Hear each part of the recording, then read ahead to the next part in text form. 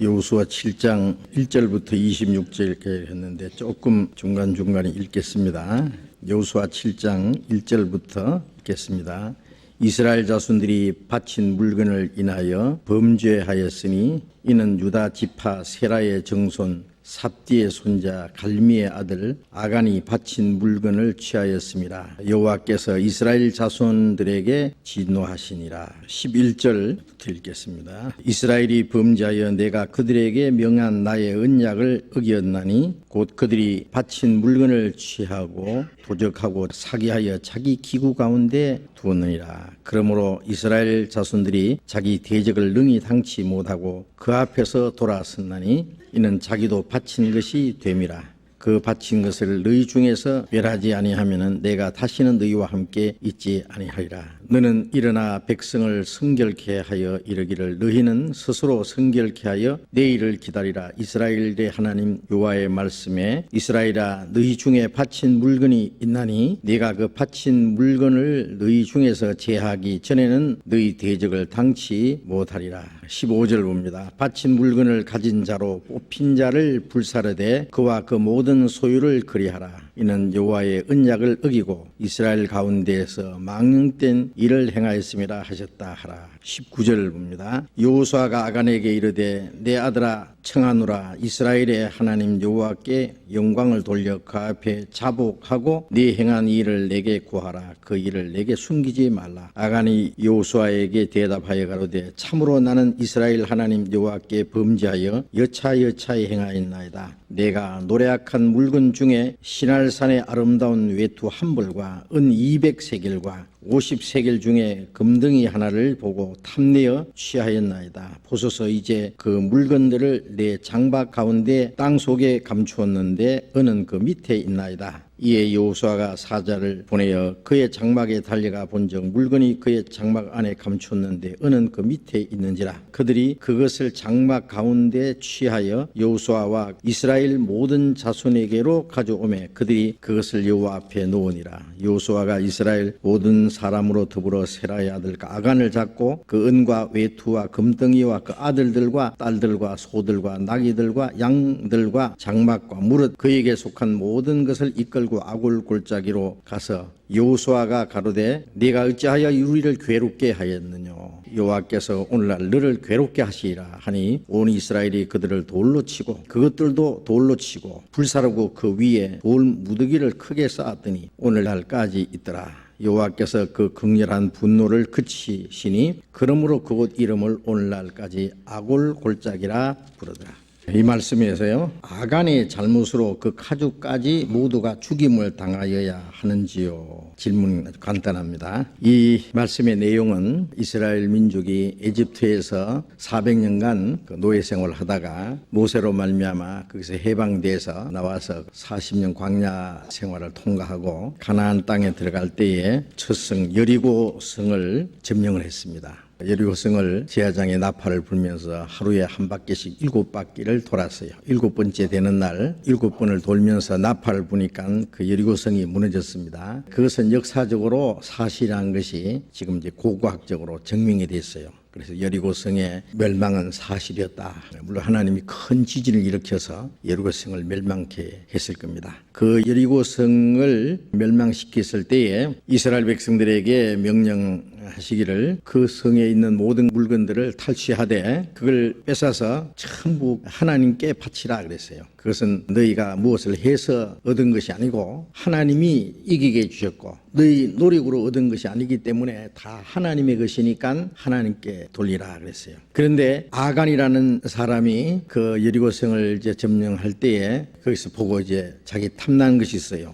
그 어복들과 여기 보면은 시날산 아름다운 외투, 은 200세겔, 50세겔 중에 금덩이 이런 거, 금과 은과 여러 가지 물건들 또 아름다운 시날산 외투라 그랬는데요. 그걸 보고 탐이 나서 감추어 두었어요. 다 하나님께 갖다 바쳐야 되는데 그걸 몰래 감추어 두었어요. 이제 여리고성, 큰 여리고성을 점령했으니까 그 다음에 뭐 작은 성은 문제없이 점령하리라고 생각했는데 그 다음 성이 아주 작은 성 아이성이라고 했습니다. 그 아이성을 치려고 이스라엘 백성 중에 다 갈 것 없고 한 3,000명 정도가 그 아이성을 치러 갔는데 가자마자 그 아이성 사람 앞에서 도망가서 이스라엘 백성들을 약 36명이 죽임을 당했습니다. 첫 번 이제 이스라엘 민족이 가나안 땅을 침공하는 가운데 패전을 한 거예요. 하나님이 싸워주시니까 백전백승을 해야 되는데 여리고성을 점령을 했는데 여리고성 완전히 무너졌죠. 근데 조그마한 아이성, 여리고성은 하나님이 그냥 완전히 다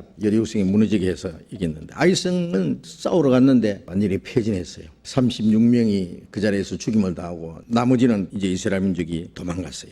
그래서 이스라엘 백성들이 마음이 이제 녹아서 물같이 됐다 그랬어요. 여호수아가 옷을 찢고 그리고 이스라엘 장로들과 함께 여호와의 교회 십계명 앞에 하나님이 임재라고 믿었으니까요. 머리에 티끌을 무릅쓰고 점을 두르고 거기서 기도하면서 하나님 슬픕니다. 슬프도소이다. 우리가 이제 대적 앞에서 패했으니까 이제 그 소문을 듣고 주변에 있는 많은 민족들이 아모리 족속들이 이제 와서 우리를 치게 될 겁니다. 그러면 우리가 이제 멸망할 수도 있습니다. 우리는 어떻게 했으면 좋겠습니까? 왜 이 전쟁에서 이렇게 패전했습니까? 저들이 가나안 사람들과 함께 와서 우리를 둘러싸고 우리를 다 멸망시키고 우리 이름을 세상에서 끊어버리면 주님의 크신 이름이 어떻게 되겠습니까? 하나님의 백성이 망하면 하나님의 이름이 어떻게 되겠습니까? 주님의 크신 이름을 위하여 어떻게 하시렵니까? 라고 기도를 하고 하나님 앞에 엎드려 있는데 하나님 말씀에 어찌하여 엎드려 있느냐? 일어나라. 이스라엘 민족이 내게 범죄하여 나의 언약을 어겼다. 그들이 바친 물건을 취하고 도적하고 사기하여 자기 기구 가운데 두었느니라. 바친 물건을 도적했다. 사기했다. 하나님과의 언약을 범했으므로 그러므로 너희가 자기 대적을 능히 당치 못하고 그 앞에서 돌아섰다. 이는 자기도 바친 것이 됨이라. 바친 물건을 너희 중에서 제하기 전에는 내가 너희와 함께 하지 아니하리라. 이스라엘 민족이 그 아이성에서 패전한 것은 그들이 죄 때문에 그렇다.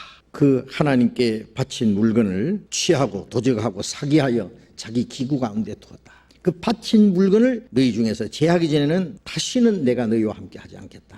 죄가 있으면 하나님이 함께 하시지 않겠다는 말씀입니다. 이게 바친 물건이라는 말이 다른 번역에는요 저주받은 것이라고 되어 있어요. 마땅히 하나님께 바쳐야 될 것, 바쳐야 될 게 뭐야? 하나님의 것이니까 하나님께 바치는 거예요.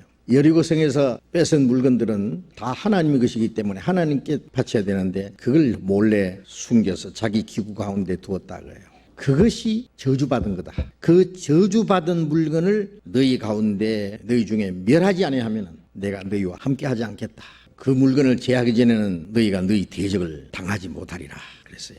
그래서 이제 자수하라 그랬어요. 누가 바친 물건을 돌질했느냐? 한 말 안 하는 거예요. 자수를 안 하는 거예요. 그럼 좋다. 제비를 뽑자. 그래서 12지파를 제비를 쫙 뽑았어요.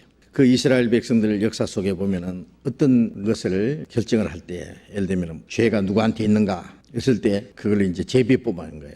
제비는 사람이 뽑지만은 그걸 결정하시는 이는 하나님이시라 그런 말씀도 있는데 요나가 하나님이 니느웨에 가서 니느웨 성을 죄를 지적하고 그 죄로 말미암아 니느웨 성이 망할 것이라고 외치라 그랬는데 다시스로 도망갔잖아요. 다시스로 가는 배를 타고 가는데 하나님 보이지 않는 곳으로 참 배 밑창에 들어가서 담요를 뒤집어 쓰고 숨어 있어요. 다시스로 가고 있는 거예요. 배가 니느웨로 가야 될 텐데 다시스로 반대편으로 가고 있는 거예요. 하나님이 큰 풍랑을 일으켰어요. 그 배에 있는 사람들이 막 자기들의 신을 부르면서 부르짖었어요. 그러다가 자 도대체 여기에 무슨 죄가 있어서 이 풍랑이 일어났을 거다. 이 죄가 누구에게 있는가 보자.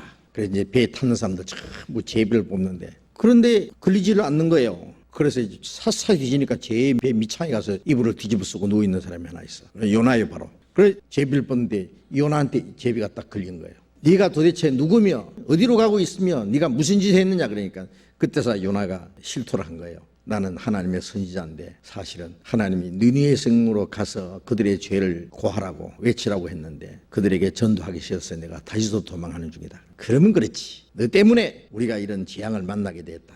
어떻게 했으면 좋겠느냐? 그러니까 어떻게 했으면 좋겠어요? 그럴 때 빨리 뱃머리를 니네로 돌리라 그래야 될 거 아니에요. 이 요나는 그래도 가기 싫은 모양이에요. 차라리 나를 바다에 던지라. 그러면 바다가 너희를 위해서 이제 풍랑이 그치고 잔잔해지리라. 그런데 그 배에 탄 사람, 있는 사람들이 차마 이 요나를 바다에 던질 수가 없어서 억지로 막 이렇게 노를 지어서 가려고 했는데 풍랑이 점점 더 일어나는 거예요. 금방이라도 배가 파손될 듯이 풍랑이 막 일어나고, 그래서 할 수 없이 그러면 할 수 없다. 요나를 집어서 바다에 던져버렸어요. 그랬더니 금방 그 미칠 때 뛰노선 파도가 풍랑이 잔잔해졌어요. 근데 요나는 어떻게 됐어요? 바다에 집어 던졌는데 하나님이 물고기를 준비했다가 요나를 납작 삼켜버린 거예요. 그런데 사람들이 뭐라는지 아세요? 사람을, 요나같이 큰 어른을 삼킬 수 있는 물고기 어디 있냐? 고래? 고래 목구멍은 조그마대요. 그래서 그거 엉터리다. 그리고 요나가 그 물고기 뱃속에 들어가서 3일 동안 살 수 있었는데 그것도 엉터리고. 그런데요, 창세기 1장에 보면은 하나님이 물고기를 만드실 때에 특별히 그 물고기를 하나님이 하나 주문했어요. 그 아세요? 아세요? 그러니까 대답이 안 해요. 자, 이 성경 잡고요, 한번 봅시다. 그러면 큰 물고기를 하나님이 주문했는가 안 했는가. 창세기 1장 21절, 하나님이 큰 물고기와 물에서 번성하여 움직이는 모든 생물을 그 종류대로, 날개 있는 모든 새를 그 종류대로 창조하시니 하나님 보시기에 좋았더라. 하나님이 바다에 물고기를 만드시는데 하나님이 큰 물고기와 물에서 번성하여 움직이는 모든 생물, 이게 물고기죠. 물고기를 만드시는데 큰 물고기, 얼마나 큰지 몰라요. 하여튼 처음부터 하나님이 큰 물고기를 준비했어요. 왜요? 요나를 삼키기 위해서는 하나님이 그 물고기를 미리부터 주문해놨어요. 미리 아시죠? 그래서 이 물고기가 내가 이때를 위함이 아니냐 딱 대기하고 있다가 요나를 던지니까 납작 삼켜버린 거예요. 그 요나가 물고기 뱃속에 들어가서 어떡하겠어요? 그때서 회개하는 거예요. 요나서에 보면은 요나가 물고기 뱃속에 들어가서 하나님 앞에 회개하는 기도한 게 나와요. 물고기 막 창자를 붙잡고 막 쫙. 그러니까 이 물고기가요, 뭘 삼키긴 삼켰는데 뱃속에서 야단 난 거예요. 막 창자를 집어 당기면서 막 기도를 하니 막 이 물고기가 살 수가 있겠어요? 쫙 하다가 탁 토해버렸어요. 아이고 못 살겠다고. 근데 니네성 앞에 바닷가에 툭 떨어져 버린 거예요, 요나가. 재밌죠? 그래가지고 요나가 말이에요, 니네성까지 갔어요. 그냥 물고기, 큰 물고기 뱃속에 들어가서 막 도망가다가 막 니네 앞에 가지. 니네 가서, 야 이놈들아, 하나님이 나를 보내셨다. 너희들에게 너희 죄가 많아서 이 니네의 성이 멸망할 것이라고 전하라고 해서. 그런데 너희들에게 내가 전도하기 싫어서 내가 다윗으로 도망가다가 하나님 명령을 불순종한 죄 때문에 물고기 뱃속에 들어갔다가 3일 만에 지금 나온 거다 이놈들아. 내가 너희 때문에 얼마나 고생한 줄 아느냐 이놈들아. 너희들 망할 끼다 소리 질렀어요. 근데 니네성 사람이요, 아마 큰 물고기가 갑자기 나타나더니 막 바닷가에서 사람 하나를 탁 토해내는 걸 막 봤을 거예요. 야, 세상에 지금 무슨 일이냐. 그런데 요나가 소리 지르니까 요나를 하나님이 보내신 줄로 믿은 거예요. 그래서 니네 왕부터 시작해서 모든 백성들이 베옷을 입고 죄를 무릅쓰고 하나님 앞에 회개했어요. 40일 후에 멸망시키기로 하나님이 작정하셨는데 용서를 하셨어요. 용서. 자세한 내용은 요나서를 읽기 바랍니다. 자, 거기서 이제 요나가 죄를 범했는데 그 배 안에 탄 사람들이 제비를 뽑아가지고 요나를 잡아냈잖아요. 또 그 제비 뽑아서 잡아낸 일이 있어요. 사울 왕이 전쟁하고 나갈 때 이 전쟁이 끝날 때까지 해가 지기 전에 누구든지 입에 무엇을 먹는 걸 입에 넣는 사람은 하나님 앞에 죽임을 당할 거다. 그렇게 이제 군사들로 하여금 맹세를 하게 했어요. 그런데 사울의 아들 요나단이 그 부왕 그 사울이 말할 때 그걸 듣지 못했어요.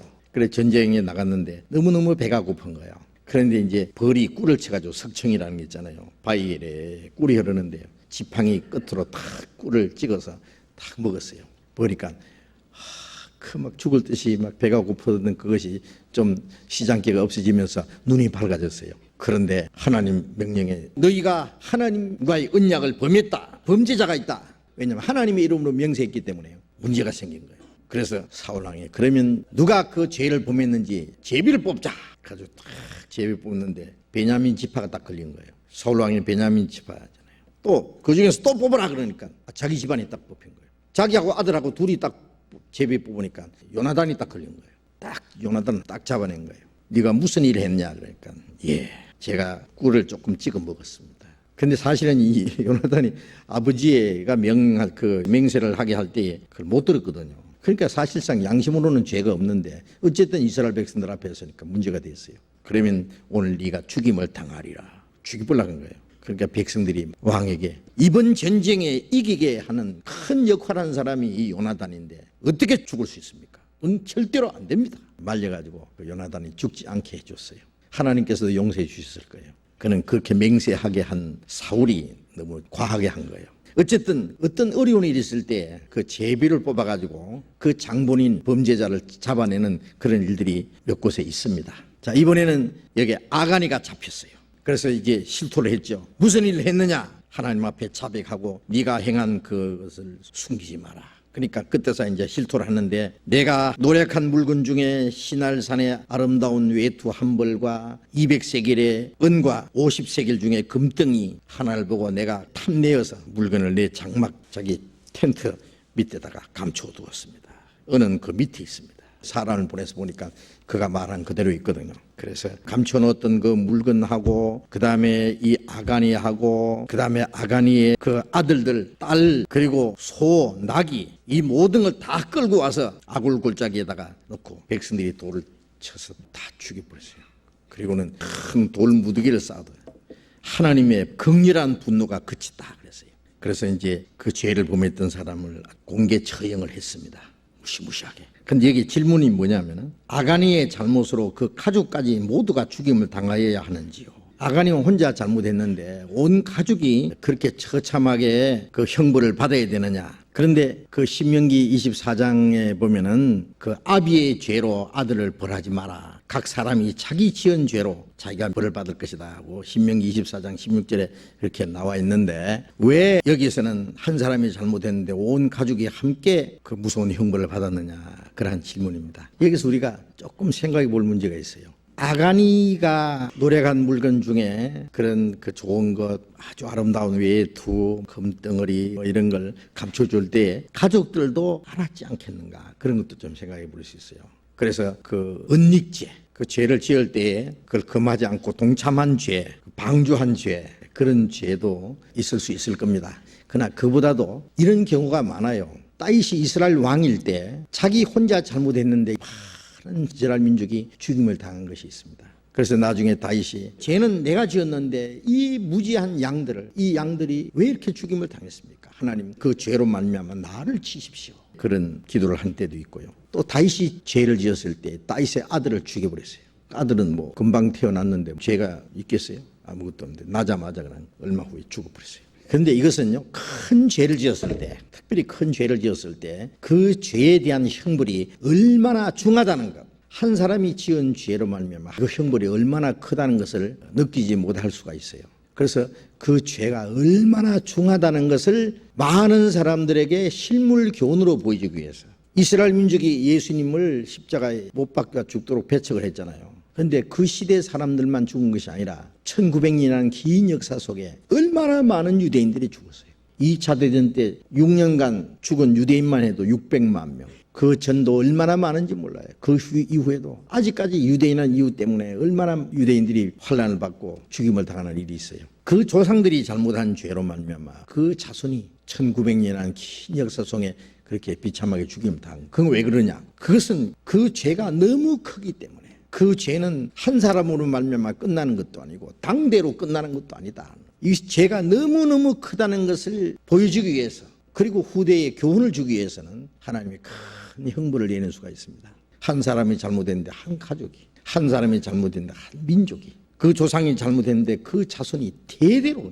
형벌 받는 것은 민족적인 경고, 아니면 이스라엘 민족 같으면 이스라엘 민족뿐 아니라 온 세상 사람들이 그것을 보고 그리스도를 배척한 죄의 형벌이 얼마나 크다는 것을 교훈하기 위해서입니다. 그래서 아가니도 마찬가지입니다. 이스라엘 백성들에게 하나님께 범한 죄, 그 죄의 형벌이 얼마나 무섭다는 것을 보여주어서 그들로 하여금 다시는 죄를 범하지 못하도록 어떤 경고로 주신 겁니다. 그래서 아주 특별히 큰 죄, 아주 중요한 죄는 그 죄에 대한 형벌이 얼마나 무섭다는 것을 보여주고 후대의 많은 사람에게 경고를 주기 위해서 그 가족까지, 다른 사람까지 죽도록 한 그런 일들이 있습니다. 그 이스라엘 백성들이 광야에서 고라, 다단, 아비람 이런 사람들이 당을 지어가지고 모세를 거역할 때요, 하나님께서 모세를 통해서 말씀하시기를 그들이 있는 그 진에서 다 도망가라 그랬어요.